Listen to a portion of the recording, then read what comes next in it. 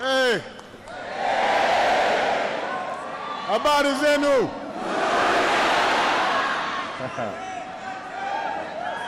Wakenya Impio.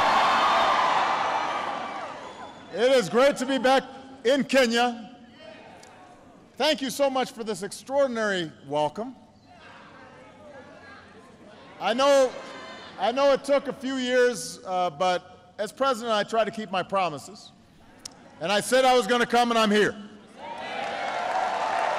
So, and everybody, go ahead and have a seat. I'm going to be talking for a while. Relax. I want to thank my sister Alma for a wonderful introduction. I'm so glad that she could be with us here today, and it was, as she said, it was Alma who first guided me through Kenya almost 30 years ago. To President Kenyatta, I want to thank you once again for the hospitality that you've shown me, for our work together on this visit, and for being here today. It's a great honor. I am proud to be the first American president to come to Kenya.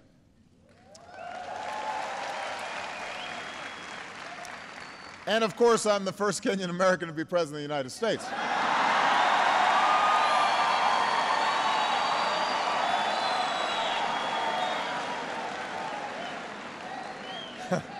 That goes without saying. I love you back. I do. But as Alma was saying, the first time I came to Kenya, things were a little different. When I arrived at Kenyatta Airport, the airline had lost my bags. That doesn't happen on Air Force One. They always have my luggage on Air Force One. As she said, Alma picked me up in an old Volkswagen Beetle. And I think the entire stay I was here, it broke down 4 or 5 times. We'd be on the highway, we'd have to call the Joakali. He'd bring his tools. We'd be sitting there waiting. And I slept on a cot in her apartment. Instead of eating at fancy banquets with the president, we were drinking tea and eating ugali, sukuma wiki, and so there wasn't a lot of luxury. Sometimes the lights would go out. They still do, is that what someone said? But you know, there was something more important than luxury on that first trip. And that was a sense of being recognized, being seen. I was a young man, and I was just a few years out of university. I'd worked as a community organizer in low-income neighborhoods in Chicago. I was about to go to law school, and when I came here, you know, in many ways I was a Westerner. I was an American, unfamiliar with my father and his birthplace, really disconnected from half of my heritage. And at that airport, as I was trying to find my luggage, there was a woman there who worked for the airlines, and she was helping fill out the forms, and she saw my name, and she looked up and she asked if I was related to my father, who she had known. And that was the first time that my name meant something, right? And that it was recognized. And over the course of several weeks, I'd meet my brothers, aunts, and uncles. I'd travel to Alego, the village where my family was from. I saw the graves of my father and my grandfather. And I learned things about their lives that I could have never learned through books. And in many ways, their lives offered snapshots of Kenya's history. But they also told us something about the future. My grandfather, for example, he was a cook for the British. And as I went through some of his belongings when I went up country, I found the passbook he had had to carry as a domestic servant. It listed his age and his height, his tribe, listed the number of teeth he had missing. And he was referred to as a boy, even though he was a grown man in that passbook. And he was in the King's African Rifles during the Second World War and was taken to the far reaches of the British Empire, all the way to Burma. And back home, after the war, he was eventually detained for a time because he was linked to a group that opposed British rule. And eventually he was released. He forged a home for himself and his family. He earned the respect of his village, lived a life of dignity, although he had a well-earned reputation for being so strict that everybody was scared of him. And he became estranged from part of his family. So that was his story. And then my father came of age as Kenyans were pursuing independence. And he was proud to be a part of that liberation generation. And next to my grandfather's papers, I found letters that he had written to 30 American universities asking for a chance to pursue his dream and get a scholarship. And ultimately, one university gave him that chance, the University of Hawaii. And he would go on to get an education and then return home. And here, at first, he found success as an economist and worked with the government, but ultimately he found disappointment in part because he couldn't reconcile the ideas that he had for his young country with the hard realities that had confronted him. And I think sometimes about what these stories tell us, what the history and the past tell us about the future. And they show us the enormous barriers to progress that so many Kenyans faced just 1 or 2 generations ago. This is a young country. We were talking last night at dinner. The president's father was the first president. We're only a generation removed. And the daily limitations and sometimes humiliations of colonialism, that's recent history. The corruption and cronyism and tribalism that sometimes confront young nations, that's recent history. But what these stories also tell us is an arc of progress, from foreign rule to independence, from isolation to education and engagement with a wider world. It speaks of incredible progress. So we have to know the history of Kenya, just as we Americans have to know our American history. All people have to understand where they come from. But we also have to remember why these lessons are important. We know our history so that we can learn from it. We learn our history because we understand the sacrifices that were made before, so that when we make sacrifices, we understand we're doing it on behalf of future generations. There's a proverb that says, "We have not inherited this land from our forebears, we have borrowed it from our children." In other words, we study the past so it can guide us into the future and inspire us to do better. And when it comes to the people of Kenya, particularly the youth, I believe there is no limit to what you can achieve. A young, ambitious Kenyan today should not have to do what my grandfather did and serve a foreign master. You don't need to do what my father did and leave your home in order to get a good education and access to opportunity. Because of Kenya's progress, because of your potential, you can build your future right here, right now.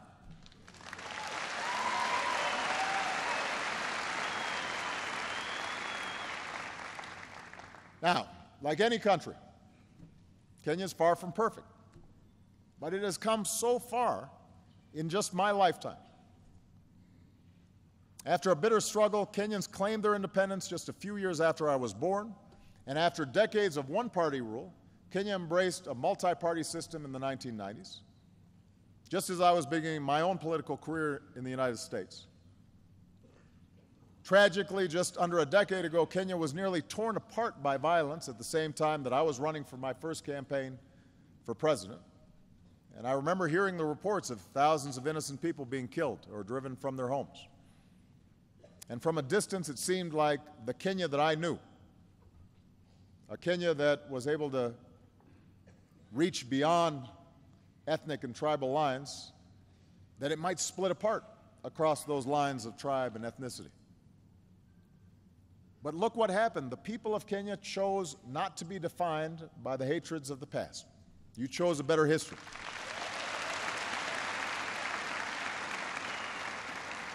The voices of ordinary people and political leaders and civil society did not eliminate all these divisions, but you addressed the divisions and differences peacefully. And a new constitution was put in place declaring that every person has inherent dignity and the right to have that dignity respected and protected. A competitive election went forward, not without problems, but without the violence that so many had feared. In other words, Kenyans chose to stay together. You chose the path of Harambee. And in part because of this political stability, Kenya's economy is also emerging. And the entrepreneurial spirit that people rely on to survive in the streets of Kibera can now be seen in new businesses across the country, from the city square to the smallest villages. M-Pesa is changing the way people use money. New investment is making Kenya a hub for regional trade. When I came here as a U.S. Senator, I pointed out that South Korea's economy was the same as Kenya's when I was born, and then was 40 times larger than Kenya's. Think about that. Started at the same place. South Korea had gone here and Kenya was here. But today that gap has been cut in half, just in the last decade, which means Kenya is making progress. And meanwhile, Kenya continues to carve out a distinct place in the community of nations as a source of peacekeepers for places torn apart by conflict, a host for refugees driven from their homes, a leader for conservation, following the footprints of Wangari Maathai.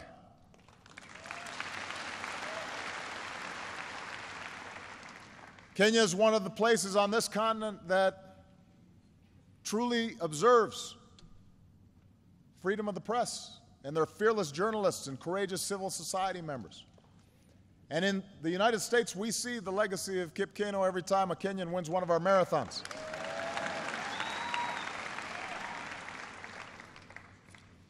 And maybe the First Lady of Kenya is going to win one soon.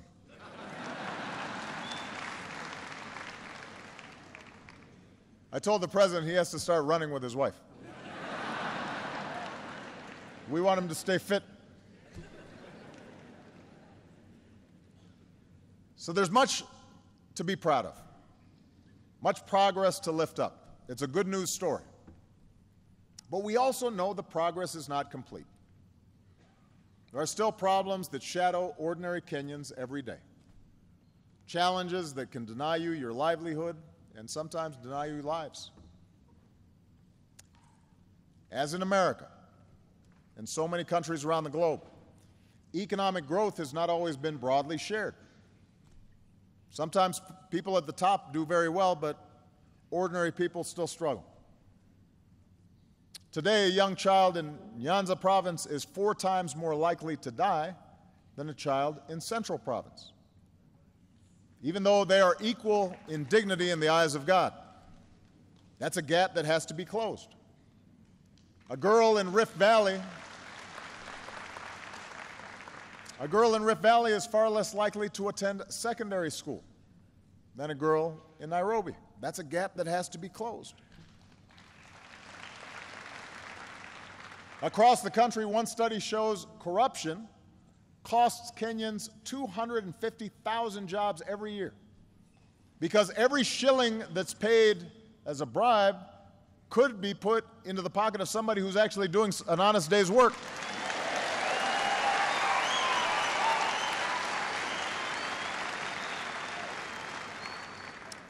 And despite the hard-earned political progress that I spoke of,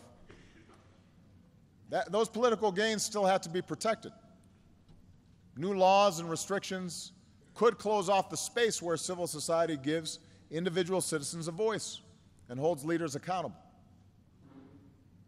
Old tribal divisions and ethnic divisions can still be stirred up. I want to be very clear here. A politics that's based solely on tribe and ethnicity is a politics that's doomed to tear a country apart. It is a failure of imagination.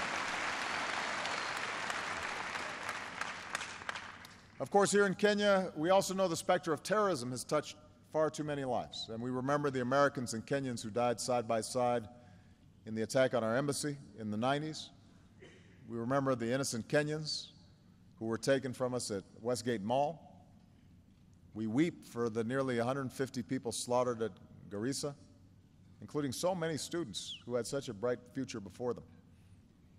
We honor the memory of so many other innocent Kenyans whose lives have been lost in this struggle. So Kenya is at a crossroads, a moment filled with peril, but also enormous promise. And with the rest of my time here today, I'd like to talk about how you can seize the moment, how you can make sure we leave behind a world that's better, a world that we've borrowed from our children. When I first came to Sub-Saharan Africa as president, I made clear my strong belief that the future of Africa is up to Africans.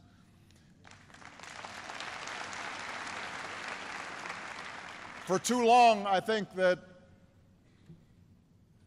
many looked to the outside for salvation and focused on somebody else being at fault for the problems of the continent.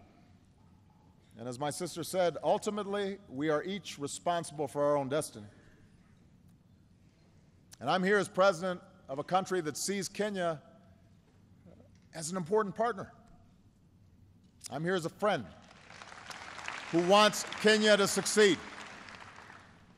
And the pillars of that success are clear: strong democratic governance, development that provides opportunity for all people and not just some, a sense of national identity that rejects conflict for a future of peace and reconciliation. And today we can see that future for Kenya on the horizon, but tough choices are going to have to be made in order to arrive at that destination. In the United States, I always say that what makes America exceptional is not the fact that we're perfect. It's the fact that we struggle to improve. We're self-critical.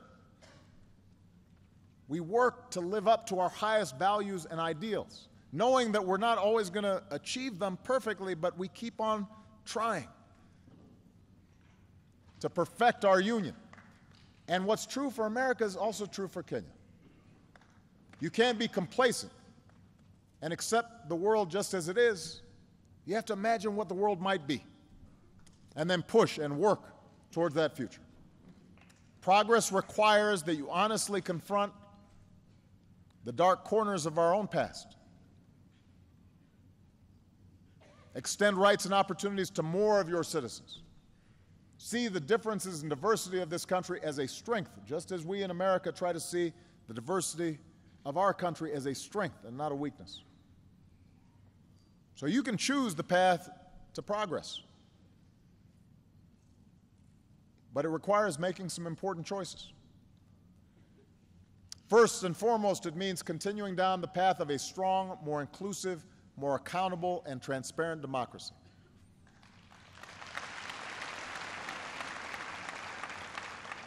You know, democracy begins with a peacefully elected government. It begins with elections, but it doesn't stop with elections. So your Constitution offers a roadmap to governance that's more responsive to the people through protections against unchecked power, more power in the hands of local communities. For this system to succeed, there also has to be space for citizens to exercise their rights. And we saw the strength of Kenya's civil society in the last election when groups collected reports of incitement so that violence could be stopped before it spun out of control.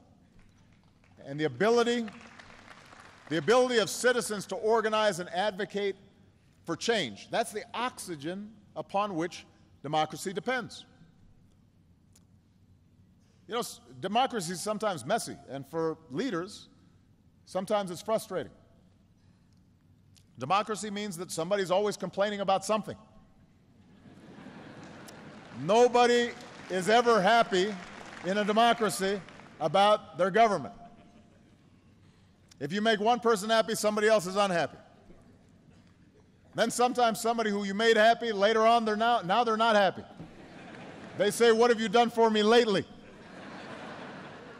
But that's the nature of democracy. That's why it works, is because it's constantly challenging leaders to up their game and to do better. And such civic participation and freedom is also essential for rooting out the cancer of corruption. Now, I want to be clear. Corruption is not unique to Kenya. I mean, I want everybody to understand that there's no country that's completely free of corruption. Certainly, here in the African continent, there are many countries that deal with this problem, and I want to assure you I speak about it wherever I go, not just here in Kenya. So I don't want everybody to get too sensitive. But the fact is, too often, here in Kenya, as is true in other places, corruption is tolerated because that's how things have always been done. People just think that that is sort of the normal state of affairs. And there was a time in the United States where that was true too. My hometown of Chicago was infamous for Al Capone and you know, the mob and organized crime corrupting law enforcement. But what happened was that over time people got fed up, and leaders stood up and they said, "We're not going to play that game anymore." And you changed the culture and you changed habits. Here in Kenya, it's time to change habits and decisively break that cycle, because corruption holds back every aspect of economic and civil life. It's an anchor that weighs you down and prevents you from achieving what you could. If you need to pay a bribe and hire somebody's brother who's not very good and doesn't come to work in order to start a business, well, that's going to create less jobs for everybody. If electricity's going to one neighborhood because they're well connected and not another neighborhood, that's going to limit development of the country as a whole.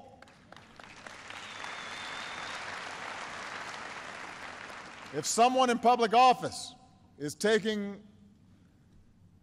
a cut that they don't deserve, that's taking away from those who are paying their fair share. So this is not just about changing one law, although it's important to have laws on the books that are actually being enforced. It's important that not only low-level corruption is punished, but folks at the top, if they are taking from the people, that has to be addressed as well. But it's not something that is just fixed by laws or that any one person can fix. It requires a commitment by the entire nation, leaders and citizens, to change habits and to change culture. Tough laws need to be on the books. And the good news is your government is taking some important steps in the right direction. People who break the law and violate the public trust need to be prosecuted. NGOs have to be allowed to operate, who shine a spotlight on what needs to change. And ordinary people have to stand up and say, enough is enough. It's time for a better future. And as you take these steps, I promise that America will continue to be your partner in supporting investments in strong democratic institutions. Now, We're also going to work with you to pursue the second pillar of progress, and that is development that extends economic opportunity and dignity for all of Kenya's people. You know, America partners with Kenya in areas where you're making enormous progress, and we focus on what Kenyans can do for themselves in building capacity. On entrepreneurship, where Kenya's becoming an engine for innovation. On access to power, where Kenya is developing clean energy that can reach more people. On the important issue of climate change, where Kenya's recent goal to reduce its emissions has put it in the position of being a leader on the continent. On food security, where Kenyan crops are producing more to meet the demands of your people and a global market. And on health, where Kenya has struck huge blows against HIV/AIDS and other diseases, while building up the capacity to provide better care in your communities. America is also partnering with you on an issue that's fundamental to Kenya's future. We are investing in youth. We are investing in the young people of Kenya and the young people of this continent. Robert F. Kennedy once said, "It is a revolutionary world that we live in, and it is the young people who must take the lead." It's the young people who must take the lead. So through our Young African Leaders Initiative, we are empowering and connecting young people. Connecting young people from across the continent who are filled with energy and optimism and idealism and are going to take Africa to new heights. And these young people, they're not weighed down by the old ways. They're creating a new path. And these are the elements for success in this 21st century. To continue down this path of progress, it will be vital for Kenya to recognize that no country can achieve its full potential unless it draws on the talents of all its people, and that must include the half of Kenyans, maybe a little more than half, who are women and girls. Now, I'm going to spend a little time on this just for a second. Every country and every culture has traditions that are unique and help make that country what it is. But just because something is a part of your past doesn't make it right. It doesn't mean that it defines your future. You know, look at us in the United States. Recently, we've been having a debate about the Confederate flag. Some of you may be familiar with this. This was a symbol for those states who fought against the Union to preserve slavery. Now, as a historical artifact, it's important. But some have argued that it's just a symbol of heritage that should fly in public spaces. The fact is, it was a flag that flew over an army that fought to maintain a system of slavery and racial subjugation. So we should understand our history, but we should also recognize that it sends a bad message to those who were liberated from slavery and oppression. And in part because of unspeakable tragedy that took place recently, where a young man who was a fan of the Confederate flag and racial superiority shot helpless people in a church. More and more Americans of all races are realizing now that that flag should come down. Just because something's a tradition doesn't make it right. Well, so around the world, there is a tradition of repressing women and treating them differently and not giving them the same opportunities, and husbands beating their wives, and children not being sent to school. Those are traditions. Treating women and girls as second-class citizens, those are bad traditions. They need to change. They're holding you back.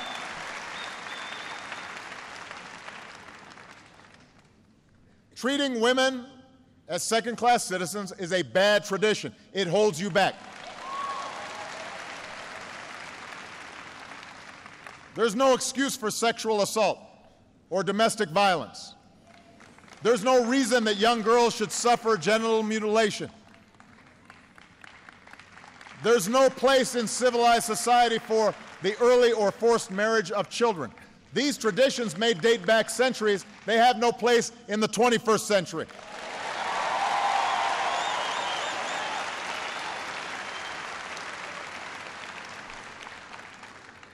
These are issues of right and wrong in any culture.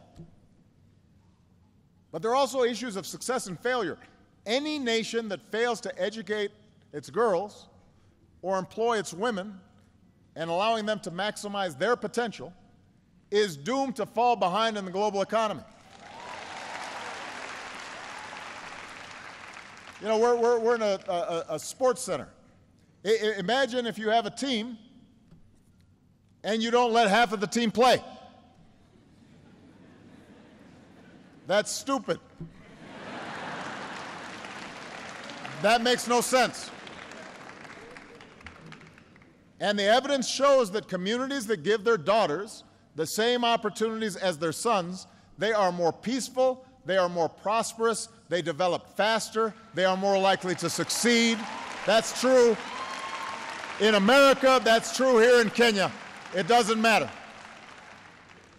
And that's why one of the most successful development policies you can pursue is giving girls an education and removing the obstacles that stand between them and their dreams. And by the way, if you educate girls, they grow up to be moms, and they, because they're educated, are more likely to produce educated children.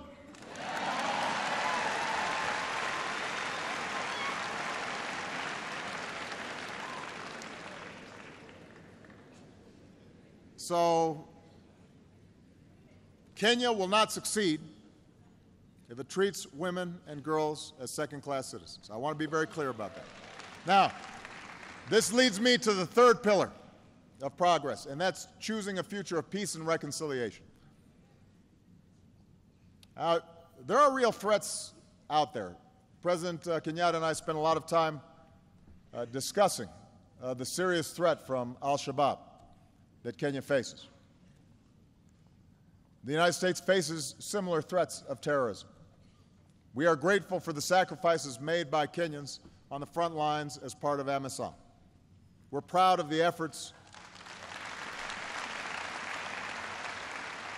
that we're making to strengthen Kenya's capabilities through our new Security Governance Initiative. We're going to stand shoulder to shoulder with you in this fight against terrorism for as long as it takes. But as I mentioned yesterday, it is important to remember that violent extremists want us to turn against one another. That's what terrorists typically try to exploit. They know that they are a small minority. They know that they can't win conventionally. So what they try to do is target societies where they can exploit divisions. That's what happens in Iraq. That's what happens around the world. That's what happened in Northern Ireland. Terrorists who try to sow chaos, they must be met with force, and they must also be met, though, with a forceful commitment to uphold the rule of law and respect for human rights, and to treat everybody who's peaceful and law-abiding fairly and equally. Extremists who prey on distrust must be defeated by communities who stand together and stand for something different. And the most important example here is that the United States and Kenya both have Muslim minorities, but those minorities make enormous contributions to our countries.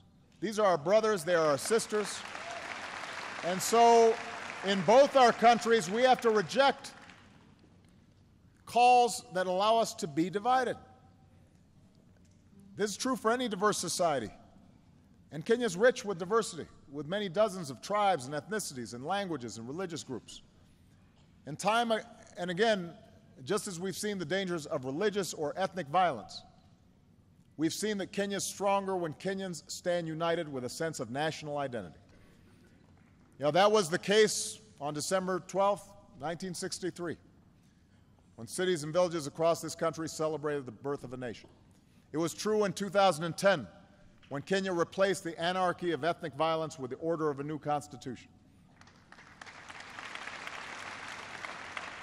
So we can all appreciate our own identities, our bloodlines, our beliefs, our backgrounds. That tapestry is what makes us who we are. But the history of Africa, which is both the cradle of human progress and a crucible of conflict, shows us that when we define ourselves narrowly, in opposition to somebody just because they're of a different tribe or race or religion, and we ignore who's a good person or a bad person, are they working hard or not, are they honest or not, are they peaceful or violent? When we start making distinctions solely based on status and not what people do, then we're taking a wrong path, and we inevitably suffer in the end. This is why Martin Luther King called on people to be judged not by the color of their skin, but the content of their character. And in the same way, people should not be judged by their last name or their religious faith, but by their content of their character and how they behave. Are they good citizens? Are they good people? In the United States, we embrace the motto, E pluribus unum. In Latin, that means out of many, one. In Kenya, Harambee, we are in this together. Whatever the challenge, you will be stronger if you face it not as Christians or Muslims, Maasai, Kikuyu, Luo, any other tribe, but as Kenyans. And ultimately, that unity is the source of strength that will empower you to seize this moment of promise. That's what will help you root out corruption. That's what will strengthen democratic institutions. That's what will help you combat inequality. That's what will help you extend opportunity and educate youth and face down threats and embrace reconciliation. So I want to say, particularly to the young people here today, Kenya is on the move. Africa is on the move. You are poised to play a bigger role in this world as the shadows of the past are replaced by the light that you offer an increasingly interconnected world. And in the light of this new day, we have to learn to see ourselves and one another. We have to see that we are connected. Our fates are bound together. Because in the end, we're all part of one tribe, the human tribe. And no matter who we are or where we come from or what we look like or who we love or what God we worship, we're connected. Our fates are bound up with one another. Kenya holds within it all that diversity, and with diversity sometimes comes difficulty. But I look to Kenya's future filled with hope, and I'm hopeful because of you, the people of Kenya, especially the young people. There are some amazing examples of what's going on right now with young people. I'm hopeful because of a young man named Richard Ruto Torosia. Richard helped build Yes, Youth Can. I like the phrase, yes, Youth Can.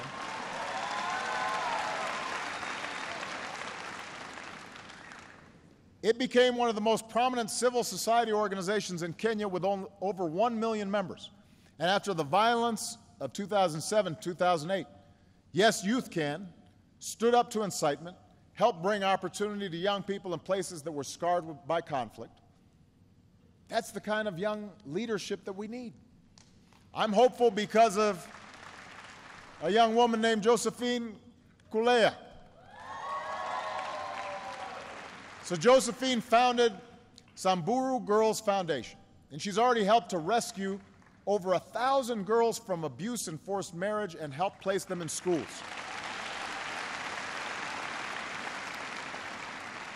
A member of the Samburu tribe herself, she's personally planned rescue missions to help girls as young as 6 years old. And she explains that the longer a girl is in school, everything for her income, for her family, for this country, everything changes. She gives me hope. I'm hopeful because of a young woman named Jamila Abbas. So Jamila founded M-Farm, which is a mobile platform that is already used by over 14,000 people across Kenya. M-Farm makes it easy for farmers to get information that lets them match their crops with what the market demands. And studies show that it can help farmers double their sales. So here's what Jamila said. I love Kenya because you feel you are home anywhere you go. Home anywhere you go. That's the Kenya that welcomed me nearly 30 years ago as a young man. You helped make me feel at home, and standing here today as President of the United States, when I think about those young people and all the young people in attendance here, you still make me feel at home. And I'm confident that your future is going to be written across this country and across this continent by young people like you. Young men and women who don't have to struggle under a colonial power, who don't have to look overseas to realize your dreams. Yes, you can realize your dreams right here, right now. We have not inherited this land from our forebears. We have borrowed it from our children. So now's the time for us to do the hard work of living up to that inheritance, of building a Kenya where the inherent dignity of every person is respected and protected, and there's no limit to what a child can achieve. I am here to tell you that the United States of America will be a partner for you every step of the way. God bless you. Thank you. Asante sana.